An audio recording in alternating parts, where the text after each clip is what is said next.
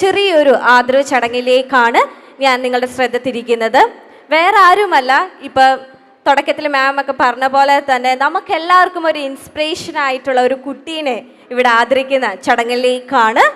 കേരളത്തിൽ ആദ്യമായി നടന്ന ഭിന്നശേഷി കുട്ടികളുടെ സൗന്ദര്യ മത്സരത്തിൽ ഓവറോൾ വിന്നർ ആവുകയും നമ്മുടെ ബഹുമാനപ്പെട്ട മുഖ്യമന്ത്രി പിണറായി വിജയൻ സാറിന്റെ ക്ഷണപ്രകാരം നിയമസഭയിൽ ചെന്ന് അഫ്രീൻ ഫാത്തിമയെ ആദരിക്കുകയും ഒപ്പം നമ്മുടെ രാഷ്ട്രപതി ആദരവ് ലഭിച്ച നമ്മുടെ ഏവരെയും പ്രിയപ്പെട്ട അഫ്രീനെയാണ് ഞാൻ ഈ വേദിയിലേക്ക് സ്വാഗതം ചെയ്യുന്നത്. ലേഡീസ് ആൻഡ് ജെന്റിൽമെൻ, നല്ലൊരു കയ്യടി നൽകിക്കൊണ്ട് നമുക്ക് അഫ്രീനെ വേദിയിലേക്ക് സ്വാഗതം ചെയ്യാം.